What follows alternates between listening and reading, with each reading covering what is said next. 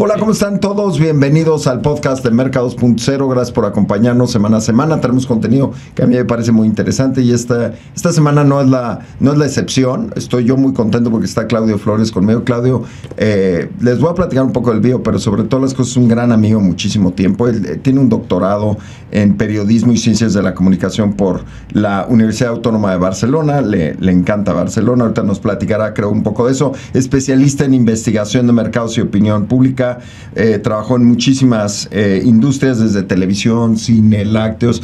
En pocas palabras, ha ayudado, yo creo que al top 100 de marcas mexicanas, y no nada más mexicanas, internacionales, a ser más exitosos a través de la comprensión de datos y comportamiento del mercado. Fue presidente de la MAI, Asociación Mexicana de Agencias de Investigación de Mercados y Opinión Pública, también del Consejo Directivo del AVE, recientemente la Alianza de Valor Estratégico de las Marcas.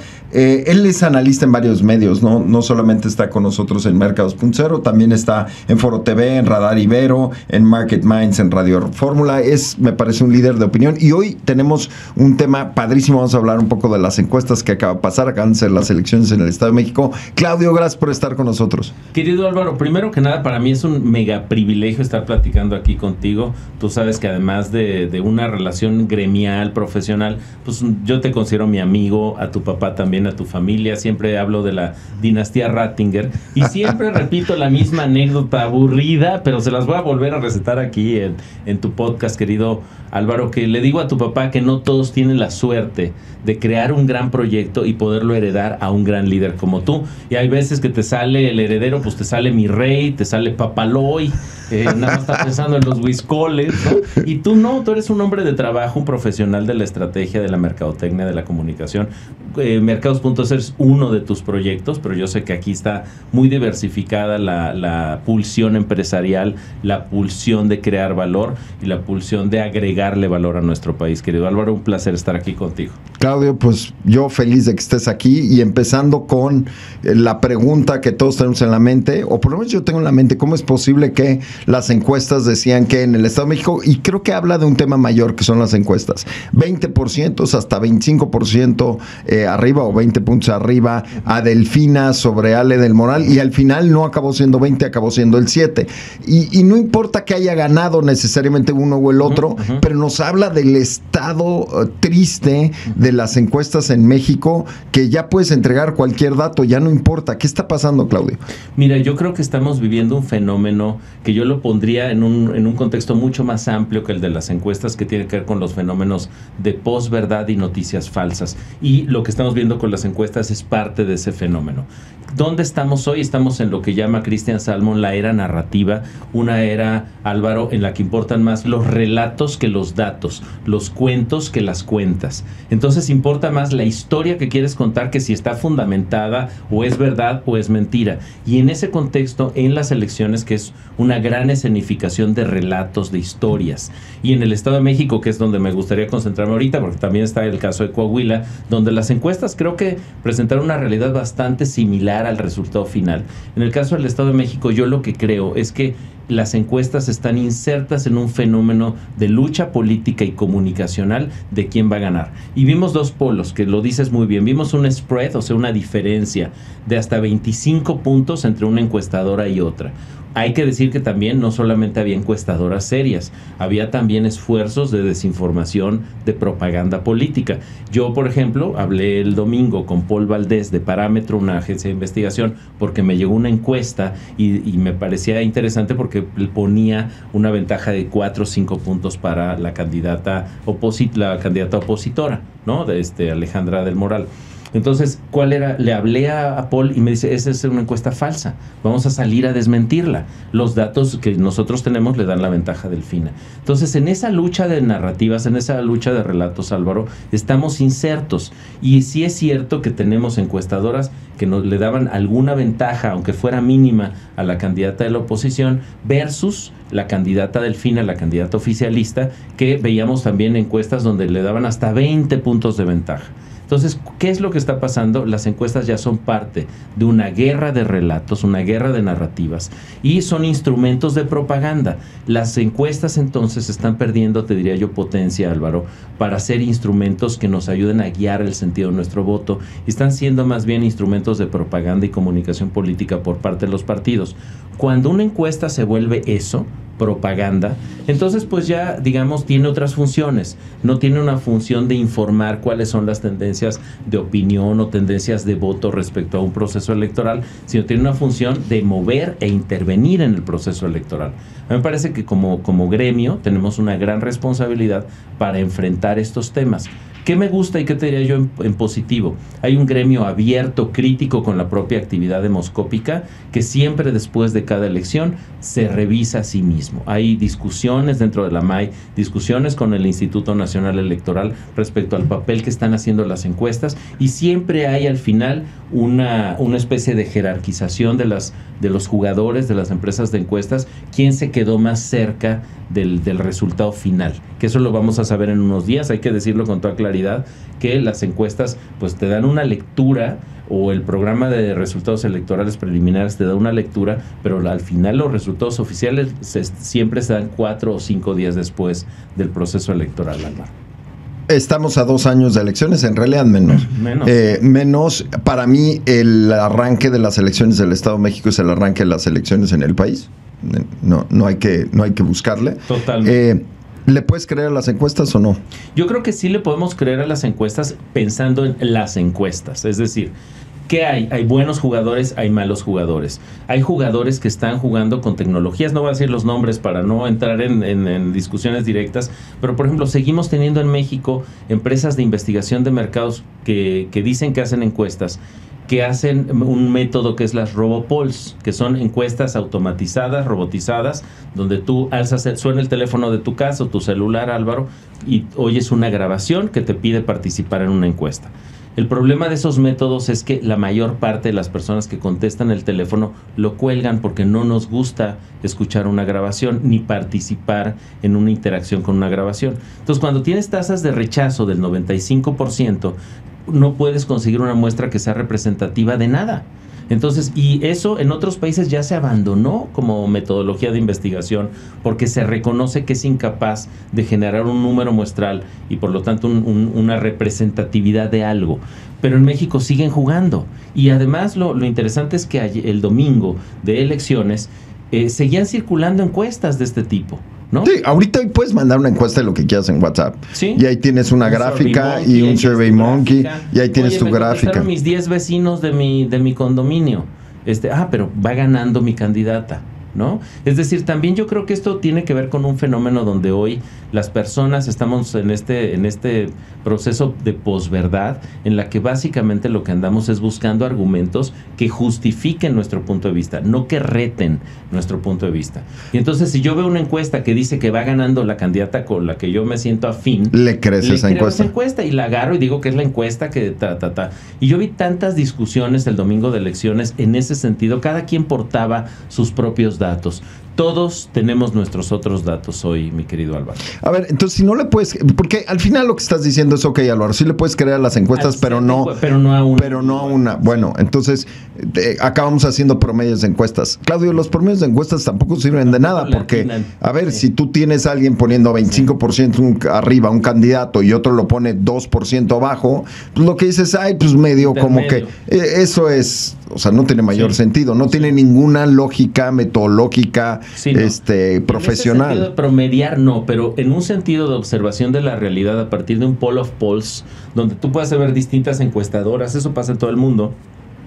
Y un poco ahí empiezas a ver cuáles son los que se salen de rango también. Claudio, pero está bien, tú y yo nos conocemos muy bien, pero si así tratas de comprar un producto donde te dijera, bueno, aquí está 1000% arriba y allá está 300% abajo, entonces el valor del producto es ahí medio como 300% arriba de lo que sugiere el fabricante, no estarías de acuerdo. Si tuvieras que comprar un coche así, no lo harías. No, y ahí me parece que colocas el punto, la herida de la demoscopía nacional, querido. ¿Por qué? Porque el spread, que es como se llama, digamos, a la varianza que hay entre el dato más corto o el más pequeño y el dato más grande, es demasiado amplio en México. Solo voy a regresar, no a temas de intención de voto, pero sí a aprobación presidencial, que es otro gran dato que... Me ganaste, mucho, porque yo te iba a preguntar, ok, si tengo que promediar, ¿qué pasa con la aprobación presidente? O sea, hay gente que dice que tiene 40, hay gente que dice que tiene 65. ¿No? ¿Cuál es la aprobación real? Y tú me hacías un comentario antes de arrancar. Si el presidente tiene una aprobación del 65 y la encuesta fue telefónica, pues entonces sería el 85, porque su segmento, sí, al que él tanto alude, no es necesariamente un segmento conectado, y al no estar conectado probablemente sería 85%. Entonces, ¿le crees? Perdón, yo no me lo tomes a mal, yo no le creería a ningún presidente que tuviera una aprobación del 85, no lo veo posible. En ese sentido. Mira, yo creo que una de las grandes discusiones que tenemos hoy en México, y creo que en otros países estaríamos ya en problemas como gremio para explicarle a la sociedad, y diría hasta las autoridades, por qué se dan esas diferencias tan brutales en distintos levantamientos demoscópicos. Hay que entender que coexisten al menos 4 grandes métodos para leer a la sociedad. El más viejito, que es encuesta cara a cara en hogares, ¿no?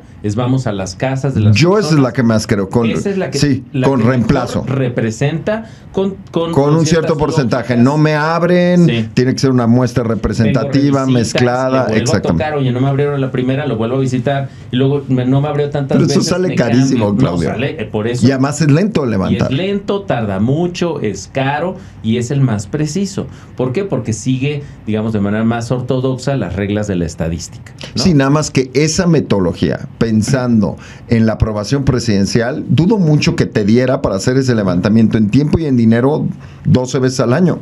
Exacto, y por eso crecen otras. El segundo, digamos, mecanismo es de nuevo cara a cara, pero ya no en hogares, sino en puntos de afluencia, lo cual ya evidentemente complica el tema de... Ya hay un sesgo de público también. Después viene la telefónica, ¿no? Que es el siguiente nivel, que es... ¿Quiénes entran en la telefónica? Pues entran quienes tienen acceso a teléfono. Tan. Eso deja fuera a una parte de México, ¿no? A quienes no tienen acceso a teléfono.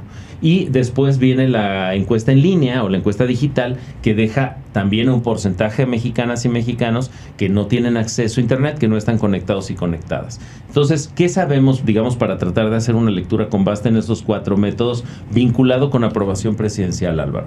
Lo que sabemos es esto. Si la hago cara a cara en hogares, va a ser más factible que yo recupere la opinión general de la sociedad mexicana, incluyendo ámbitos rurales, ámbitos urbanos, es decir, un México más heterogéneo que refleja el tipo de país que somos. Después vienen las encuestas telefónicas. Las encuestas telefónicas ya dejaron a una parte de México sin ser considerada como en esa lectura. Y también depende a qué hora la hagas. Porque también tú haces, tú haces una llamada telefónica el lunes a la 1 de la tarde, probablemente el segmento que trabaja va a salir mal. Exacto. Y quizá el segmento que se queda en casa, las personas que se quedan en casa, van a salir más representadas en ese proceso, digamos, de levantamiento. ¿Eso a dónde lleva esta reflexión, Álvaro? A que los métodos son distintos y leen a distintos Méxicos. Por eso, cuando decíamos, si tu aprobación presidencial con una encuesta telefónica es del 65%, imagínate ¿cómo será si le sumaras a esas mexicanas y mexicanos que no tienen teléfono? Que usualmente son segmentos de menor nivel socioeconómico y de menor nivel educativo, que de acuerdo con Consulta Mitofsky, por poner un ejemplo, son los segmentos más afines con el López Obradorismo. Es decir, a mayor nivel educativo y a mayor nivel socioeconómico, tienes mayor distancia del planteamiento López Obradorista.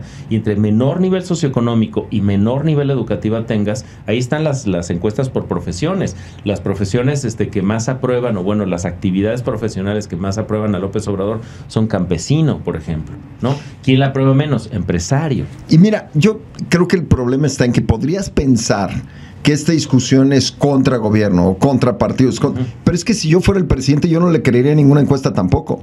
Si yo estuviera hoy en la silla presidencial y me traes tú unos datos, 10 encuestadoras, no les creería a nada. A mí me parece que hasta gobernar es imposible. Por lo menos gobernar a través de las encuestas, que es lo que yo veo que se quiere hacer. Soy el más aprobado. ¿En serio? No lo sé. ¿Quién dice? Fulano de tal, ¿cómo le levantó? Pues como a él le acomodaba presupuestalmente. Y esa es mi pregunta. ¿No será que las encuestas hoy están más preocupadas por lo que cuesta ejecutar la encuesta y cuándo la tiene que ejecutar más que por la precisión?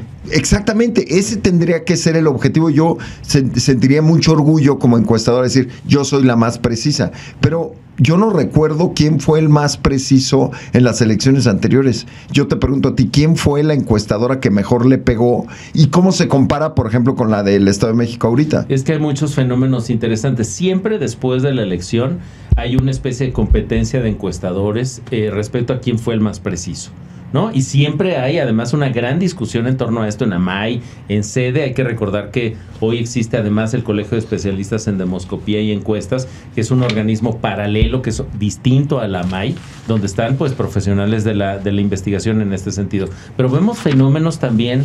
Nada más déjame colocar un problema del planteamiento que estás haciendo, Álvaro. ¿Qué pasa si yo hago mi encuesta con puros robopols a lo largo de la elección?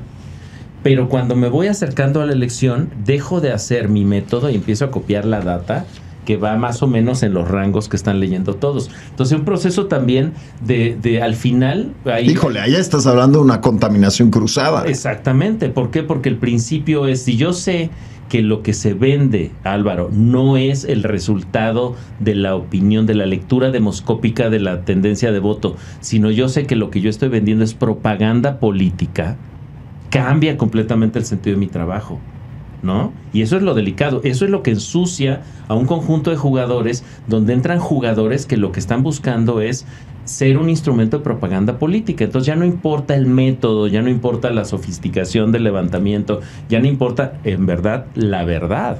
Lo que importa es que tu resultado sea afín a lo que necesita la campaña como un instrumento de comunicación y propaganda. Entonces eso está mal. Pero ese es un fenómeno que está presente en casi todas las industrias creativas, en todos los países, de consultoría y de servicios, donde conforme hay una contracción de la demanda por esos servicios, los servicios buscan venderle a quien pague y se pierde la independencia. Eso es cierto para estudios científicos, es cierto para encuestas políticas, es cierto hasta para generación de contenido. Híjole, pues él paga la cuenta, pues ni modo, escribo lo que él quiera. Y no es tanto, porque cuando ves esas industrias no están creciendo en términos de facturación. Entonces hay una subordinación, me parece, hasta sin querer, a, pues bueno, quien me contrató, pues ni modo, que le diga la verdad, pues cómo podemos hacer que el dato tal vez se vea menos malo. Y yo me pregunto, ¿qué puede hacer un mexicano promedio con las encuestas? ¿Le crees, no le crees? Y después que me contestes, ¿qué efecto tiene sobre la asistencia al voto? A mí me parece ridículo que en este país se sigan ganando elecciones con 40% de participación, 48% de adhesión. Sí. O sea, ¿y qué pasa? Hay esta idea incorrecta, pero empecemos con exactamente qué es lo que tú crees que va a pasar para el ciudadano. ¿Le cree, no le cree? ¿Cómo te das cuenta? Yo lo que creo es que para la ciudadanía cada vez más las encuestas son otro, estímulo comunicacional vinculado con lo político. Son irrelevantes para ti. Idéntico a un spot de un candidato, de un partido, de una candidata. Eso es muy grave para la industria. ¿Por qué? Porque lo que está perdiendo la industria demoscópica es la sacralidad de algo que se hace bien, y entonces se vuelve un referente. También es cierto que en la sociedad tenemos crisis de la verdad. ¿Qué es la verdad? Cada vez es menos asible un relato de verdad, o que creas que hay algo de verdad. Está perdiendo gas la verdad científica. Cada quien tiene su verdad. Exacto. Estamos llenos en sociedades llenos de individuos con sus propias netas, con sus propias verdades. Y en ese contexto, tener una diversidad de 20 lecturas distintas de la sociedad y de tendencias de voto, por ejemplo, pues yo tengo la capacidad de ir a elegir la que me funciona para mí, para lo que yo creo. Entonces yo creo que eso es funcional para la ciudadanía, que no le interesa la verdad, sino defender su posición y su prejuicio. O su beneficio. O su neta, o como él ve la realidad o ella ve la realidad. en ese sentido es funcional para el momento de posverdad que estamos viendo, pero sí es cierto que ilustra una crisis respecto a la credibilidad de las propias encuestas. Las encuestas, ¿dónde ven perdida su credibilidad? Yo diría, en primer lugar, a partir del ejercicio de noticias falsas. Vemos cada elección, Álvaro, hay 4 o 5 encuestas de una encuestadora famosa que no son verdad. Agarran el logo de Consulta Mitofsky, una consultora seria, ¿no? Y se lo ponen a un invento. Y ahí está Roy Campos, ¿no? Tratando de corregir. No es cierto. Y así lo ven Paco Abundis, Rodrigo Galván de las Heras, Heidi Osuna. Pero por cada minuto que tienes que desmentir una encuesta, es un minuto menos promoviendo la real. Pues sí, ese es el problema de lidiar en un ecosistema sucio, ensuciado, lleno de mentiras. Al final lo que tenemos es cuál encuesta. Oye, no, pues yo tengo una encuesta que dice que va a ganar Alejandra del Moral. Pero ¿no? eso es mira, a mí me pasa, yo creo que igual que a ti.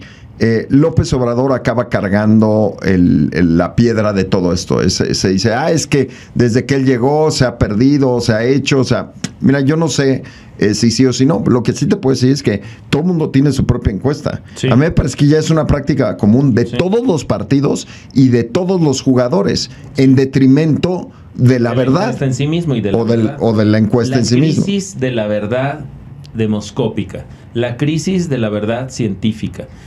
Álvaro, es que estamos en el siglo XXI discutiendo si la Tierra es plana con cierto segmento de la sociedad. Estamos discutiendo con cierto segmento de la sociedad si las vacunas son buenas o malas.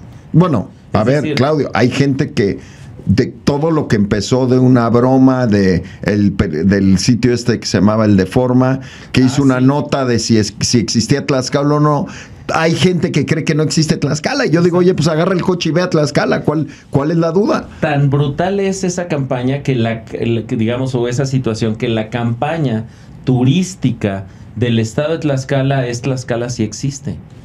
Es un gran ejemplo el que acabas de colocar. Es decir, el problema en realidad yo creo que está en la crisis de la verdad, en que cada quien está buscando, haciendo un fenómeno que llaman en inglés el cherry picking, o sea, ir a buscar conclusion shopping, ¿no? Quiero ir a comprar aquellos elementos que me dan, digamos, razones, argumentos, exhibits, pruebas de que yo tengo la razón. Claudio, pero eso es cierto hasta en la selección de las parejas ahorita.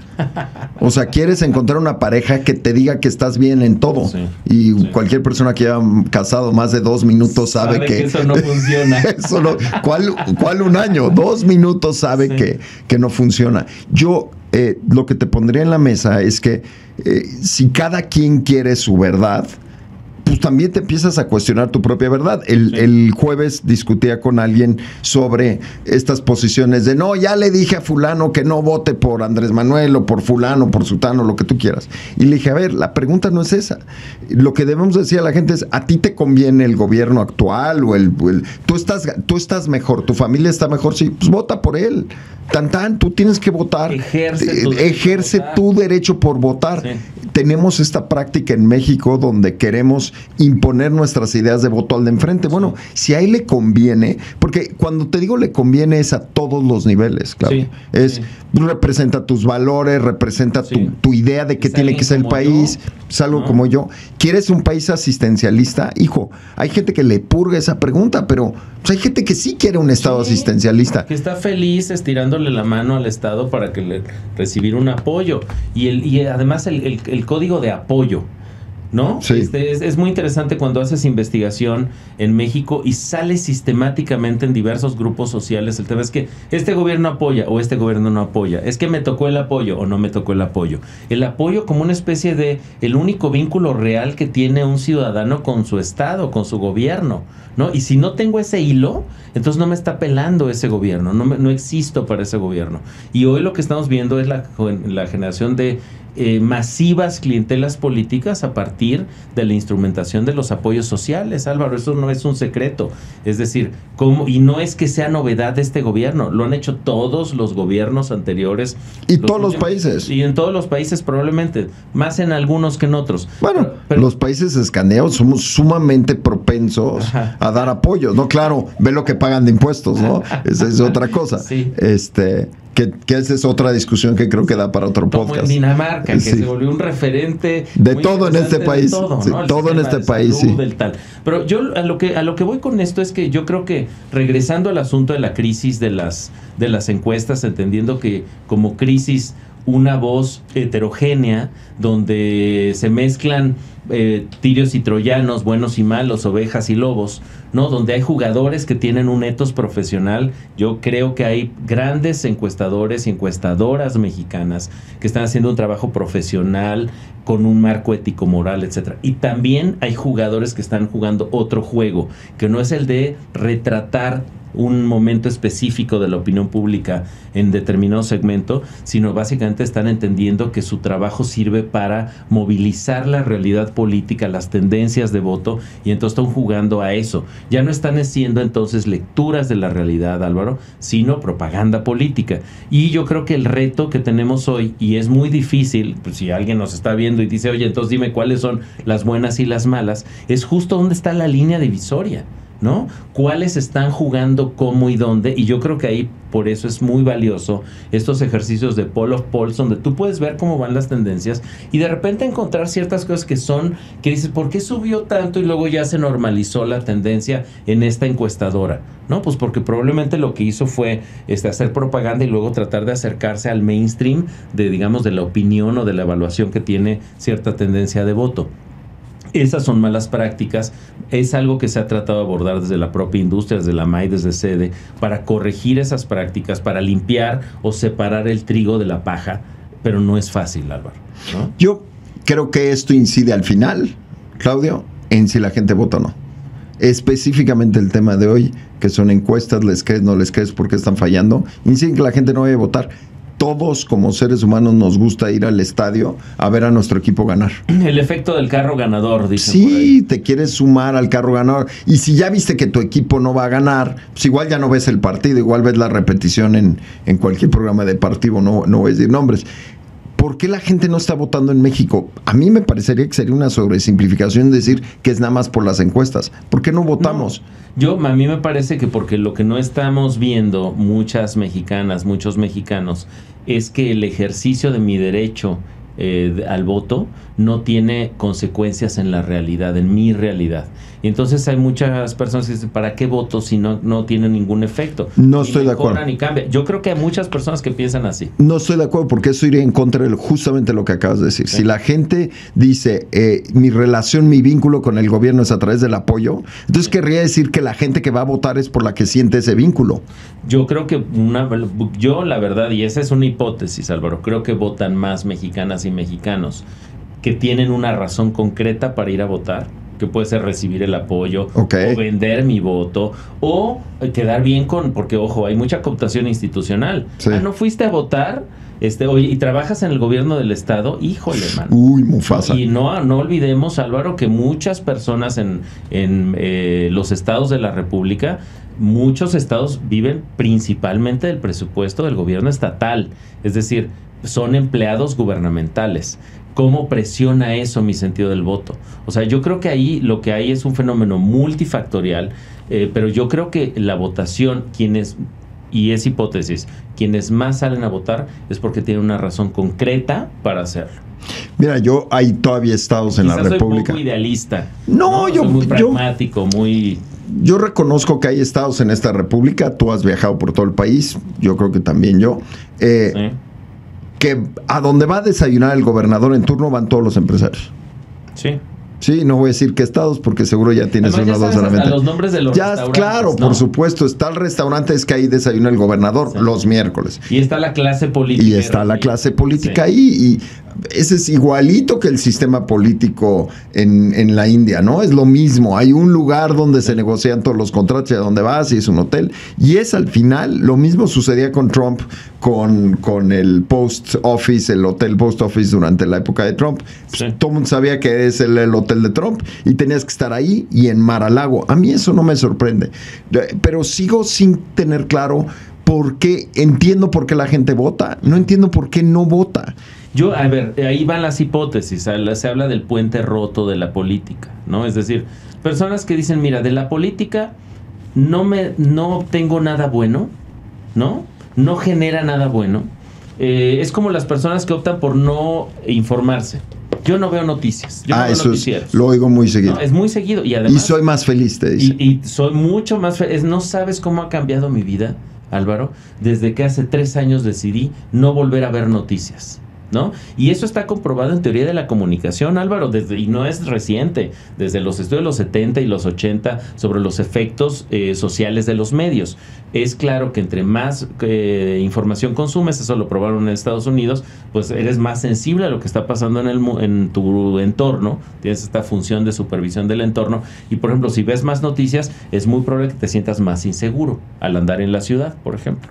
Entre más consumes información, más inseguro te sientes al andar en la ciudad. Entonces, si más sabes del candidato, peor estás. Entre más conozco al hombre, decía por ahí un clásico, más quiero a mi perro, ¿no? Es decir, entre más te enteras de cómo es la política, más sabes de la política, etcétera, pues menos obtienes de ella.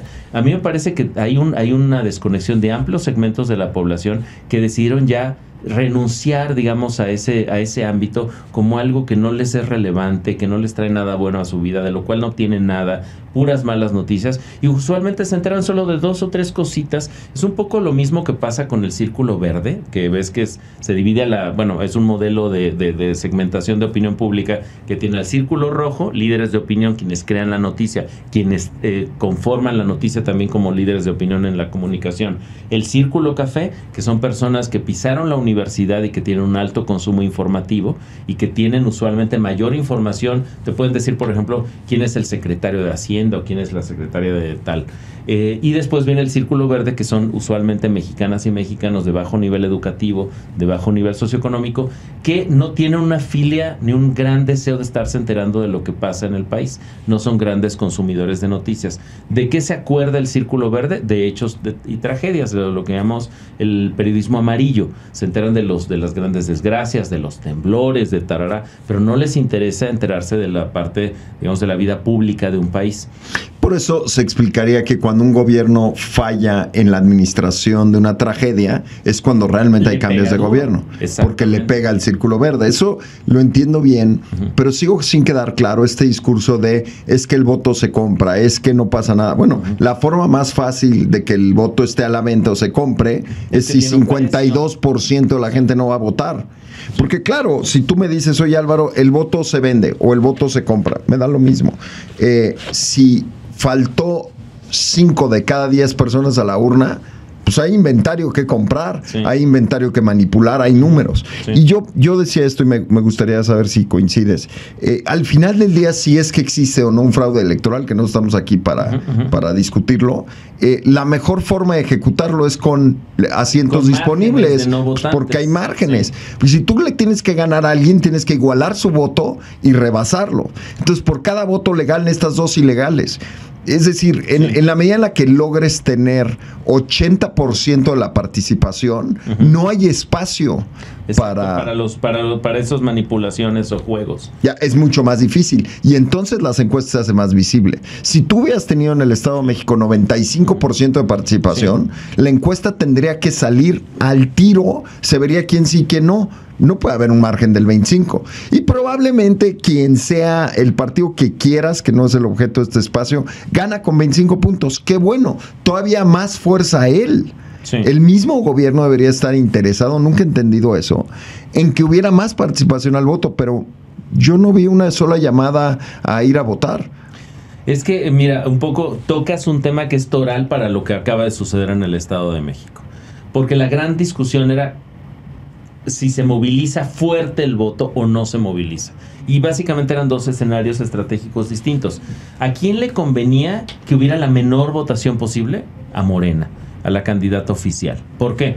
Porque entonces cada voto generado por su propia estructura, por su propio trabajo de tierra, por su propio proceso de cooptación de voto, ¿no? Que es algo también que hay que decirlo con toda claridad, es algo que sucede en un proceso electoral. Hay procesos de tierra donde van a tocarle y van buscando generar bases de datos y amarrar votos atrás de cierto partido. Entonces a Morena, cada voto que lograba armar con esa estructura, digamos, le valía más entre menos votantes hubiera, ¿no? Y por otra parte, la candidata, digamos, opositora, lo que le convenía es que hubiera una alta votación. ¿Y hubo una alta votación? Pues 48% no es bajo, sin ser alto, porque usualmente las votaciones más altas se obtienen en procesos federales donde hay votación por elección presidencial, donde anda arriba del 50%. Pero lo cierto, Álvaro, es que no hemos llegado en tasas de participación en México del 80%. ¿Con cuánto ganó Andrés Manuel?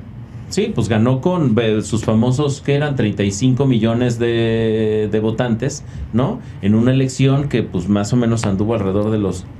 Al final, 2 de cada 10 mexicanos, más o menos, votaron y están decidiendo el destino del país. Sí, es y así. Lo mismo que sucede en el Estado de México. Si fuéramos una fiesta, no nos gustaría que 2 decidieran que comen otros 8. Sí. ¿No? Diríamos, oye, no, pues a mí me gusta el whisky, no me gusta el tequila, sí, pero a ellos 2 les gusta el tequila, pues te friegas. Tequila. Y va a haber tequila, o a mí me gusta, yo sé que te encanta el mezcal, conoces de mezcal y conoces de vino, bueno, pues yo quiero pulque, no, pues yo quiero te friegas, porque estos 2 decidieron. Y ese es mi problema, y va a la crisis de credibilidad enorme que estamos viviendo en tus dirigentes, me parece gravísimo, Claudio. Sí, es que el problema es que mira, cada vez más vender política se vuelve cada vez más complejo. Cada vez menos personas te compran política. Imagínate, Álvaro, que tuvieras que hacer una campaña en Mercados.0, si eso se pudiese, porque hoy la norma, digamos, electoral limita mucho el papel que tienen también los medios de comunicación respecto al proceso electoral. Tienes que cuidar, por ejemplo, no te pueden comprar propaganda. Sí, no. Esas cosas ya no pasan. Pero imagínate que tuvieras que hacer la campaña publicitaria o propagandística de una candidata o un candidato a gobernador en el estado que quieras del país. Es difícil vender un producto que te está rechazando la gente. No quiere oír de eso, ¿no? Ves spots políticos. Yo te diría, ¿cuántos spots políticos viste de Delfina y cuántos spots políticos viste de Alejandra? Sin habitar el Estado de México, ¿no? Olvídate, spots, los espectaculares. ¿Ah, sí? Era uno tras otro. Y hace 3 semanas en este espacio tuvimos a una persona que nos hablaba del ordenamiento de espectaculares. Y yo le decía, oye, pues el gobierno tendría que ser el primero interesado en ordenar. Y decían, no, es el último interesado, claro, porque lo utilizan en campañas políticas. Y caray, échate de aquí a no llegas a Lerma antes de haber visto 20 de cada partido. Y es un poco lo que nos pasa en YouTube, ¿no? De que te meten los comerciales. Entonces, ¿qué hacemos como audiencias? Pues haces como que no los ves, ¿no? Yo he escuchado muchos jóvenes centennials de generación Z, Álvaro, que dicen que le bajan al audio a YouTube cuando están los comerciales, o que voltean para otra parte, ¿no? Es decir, hay también un rechazo al producto político y sobre todo un rechazo a la comunicación política. Entonces, el problema es cada vez se vuelve más difícil conectar con esas audiencias reticentes a lo que tú les estás vendiendo, salvo las audiencias cooptadas, ¿no? Yo soy militante de un partido, o yo recibo beneficios de un partido, pues esas son audiencias que tienen otra masa de intereses, digamos. Pero si tú eres un empresario, un estudiante, una ama de casa, una profesionista independiente, muy probablemente eso lo político te queda tan lejos y obtienes tan poco de ello que prefieres no obviarlo. Y eso es lo que le da el margen, que es lo que tú estás señalando, a quien se quiere retener el poder, porque se la ponemos facilísima. Cuando no nos insentamos en la silla de la democracia o no vamos a la fiesta de la democracia, que son las elecciones, y rechazamos, tenemos un boleto, ¿no? Que es nuestra INE actualizada, etcétera, etcétera, y no usamos ese boleto, le estamos regalando ese boleto a otros intereses. Pero mira, en Estados Unidos, históricamente tú lo sabes, el voto es el día que es, porque se consideraba que a la gente le iba a tomar mucho tiempo ir de los pueblos a las ciudades para votar. Hay una lógica del día. Sí. Yo creo que es el último caso que yo recuerdo en donde la votación refleja las necesidades de la población. En una población moderna, que todo tiene que ser cómodo, tiene que ser fácil, y se tiene que acomodar a la realidad del votante. Pues en una de esas, la votación en México, para como nos gusta hacer las cosas, tendría que durar una semana, estar de 8. Votaríamos el último día. Todos, ¿no? Pero ya no habría excusa, ¿no? Seguramente. Hay otros modelos. En Sudamérica hay modelos donde, oye, votar no solamente es un derecho, es una obligación. Y si no votas, pues hay una serie de consecuencias administrativas. Quizá te retienen el pasaporte un X tiempo y no puedes salir de viaje. Eso le interesará a algunos mexicanos que son los que viajan. Es que de repente también se nos olvida en qué país estamos, Álvaro. Un ejemplo que yo me ilustra en qué país estamos es cuántos mexicanos van al cine al menos una vez al año. ¿Quién tiene el estilo de vida de ir al cine? Pues es un porcentaje. 14, 15 millones de mexicanos. Es un porcentaje ínfimo. 1 de cada 10 mexicanos van al cine, Álvaro. Entonces, de repente, eso, cuando van al cine, más o menos 1 de cada 10 mexicanos, un poquito menos. ¿Cuántos mexicanos van y mexicanas van a las urnas? ¿No? Bueno, y cuánta gente viaja en avión y cuánto, exacto. O sea, son porcentajes de la población muy pequeños. La gente que va a votar es porque tiene que ir a votar. Y porque tiene que ir a votar porque algo recibe a cambio de ir a votar o asegura a cambio de ir a votar. Oye, me están dando un apoyo social y se enteran que yo no fui a votar y que no voté y fui a apoyar al que me está dando el apoyo, ¿no? Pues entonces me pongo en riesgo. Oye, yo trabajo en el gobierno del estado y no voy a ir a votar, pues aguas, porque ahí te va a caer probablemente una reprimenda o una consecuencia de esa no participación. Entonces, yo creo que sí, hay muchas más motivaciones pragmáticas para ir a votar que, diría yo, motivaciones éticas, ¿no? Motivaciones que tienen que ver con sumar a tu país, aportar tu opinión respecto a la dirección y el rumbo de tu país. Hoy me parece que está cada vez más claro que el 24 es una elección donde Morena, donde el presidente López Obrador va a llegar con gran solidez, con un aparato electoral más después del Estado de México desarrollado. Ya aprobaron. El Estado de México fue de alguna manera un piloto, un trial, una pruebita de estrategias y tácticas políticas para ganar una elección. Y quieren ganar y retener el poder el 24. Y yo creo, Álvaro, que si vamos como vamos, con esa maquinaria perfectamente aceitada electoral del presidente versus una oposición que no ha sido capaz de generar un relato y un candidato o candidata que enarbole a todos, que una a un segmento, a una serie de segmentos súper heterogéneos de personas agraviadas por el López Obradorismo o enojadas con el López Obradorismo, que quieren otra opción, no están encontrando una bandera por la cual ir a votar. Y en ese sentido, pues es un escenario que si sigue todo como está, hay que decir que faltan pues 12 meses y pico para el día de la elección, ¿no? Del 24. Pero si todo sigue como va, yo creo que no hay todavía quien rete la hegemonía de Morena en el gobierno federal. Yo creo que solamente...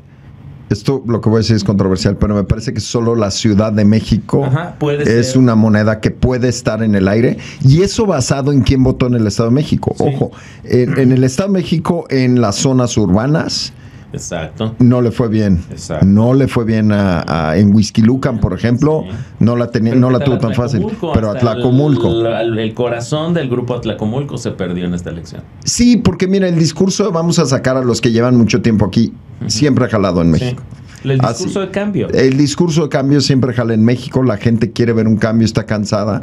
Pero yo hablando de los públicos que votaron, parecería ser que Morena no la tiene tan fácil en el DF, porque también ahí les afecta el discurso de cambio, porque es, oye, llevamos cuántos años con gobiernos de izquierda, primero el PRD, ahora Morena, y entonces aquí podría que ese discurso le funcionara en contra, ¿no crees? Coincido plenamente con tu análisis.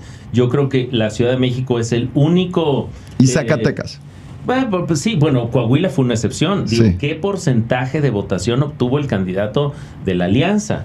¿No? Es brutal el resultado. Es decir, me parece que Coahuila manifiesta con toda claridad el rechazo al proyecto López Obradorista de país de manera hipercontundente. Porque, hay que decirlo, en estas elecciones también estaba jugándose la figura de López Obrador. Al final Delfín era un enviado, una especie de la virreina, ¿no? Del proyecto López Obradorista. Y además Delfina tenía otra serie de ventajas para el segmento de votación, digamos, más amplio. Era alguien como yo, que habla como yo, que es sencilla, que no tiene estos discursos altisonantes, bueno, no altisonantes, estos discursos sofisticados de los políticos tradicionales, ¿no? Entonces esas esos códigos culturales que siguen resonando en amplios segmentos de la población. Me parece que hoy, pues yo creo que desafortunadamente, Álvaro, pues vemos un proyecto político que seguramente llegará al menos hasta el 2030, siendo pues los timoneles quienes manejen el barco nacional. Yo, el aprendizaje que me he llevado de muchos años en esta industria es que gana la marca más conocida. Y aquí es, pues, quién sabe cuáles serán las marcas que compitan. Ese es para mí lo que podría llegar a cambiar las elecciones. Ahora no veo... Y falta mucho tiempo, porque también me dicen alguien, oye, pero ya estás como que ya ganó Morena el 24. No, lo que digo es, si todo sigue como va, es inevitable que Morena gane en el 24. Es decir, que es todo como va.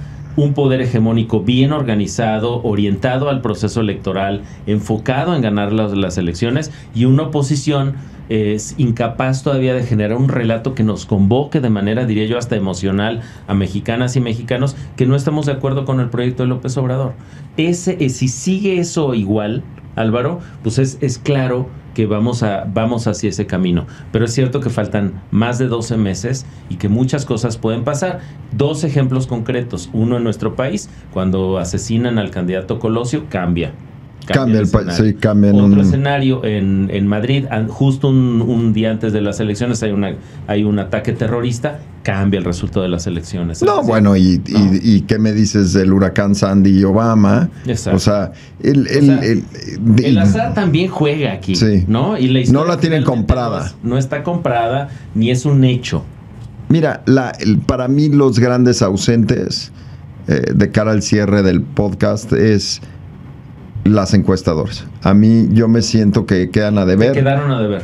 Yo creo que quedaron a deber en general. Uh-huh. Yo creo que vale la pena echarle una mirada a qué está pasando a nivel industria, porque para mí son el mejor referente de darnos una idea de qué está pasando. Y el gran ausente es el votante, porque mientras no tengamos arriba del 80% de la asistencia, realmente no estamos ejerciendo el proceso democrático. Están ganando las minorías votantes. Esa es la realidad. Como en el Brexit. Brexit, ¿qué pasó?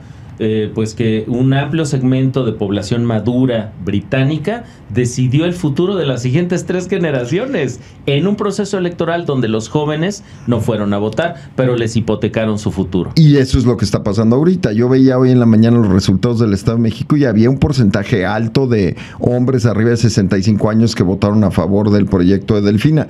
Que yo no tengo ningún problema, que si es yo lo he dicho 1000 veces, es lo que te conviene a ti, vota. Eso es democracia. La gente tiene que votar por lo que a ellos les convenga. Si les conviene a AMLO, que voten por AMLO, voten por quien a ti te convenga y a tu familia, pero vota. Ahora, ¿qué es lo que pasa? ¿Dónde quedaron los jóvenes? Si los jóvenes no van, ellos van a tener que pagar la cuenta, ellos van a tener que pagar. Ellos se van a quedar con el país que se va a constituir fruto de este proceso.